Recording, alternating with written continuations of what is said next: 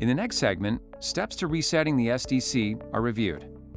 To perform a soft reset, disconnect power from the SDC, wait 10 seconds, then reconnect the power. To perform a hard reset, disconnect power from the SDC, then press the admit button for 15 seconds. While still pressing the admit button, reconnect the power and continue to hold the button for another 15 seconds until the status LED turns yellow. Then release the button. Finally, wait 15 minutes or until the status LED turns blue before provisioning the SDC.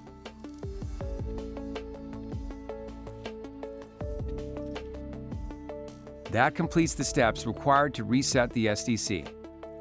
Consult the specific training available to learn more about these topics.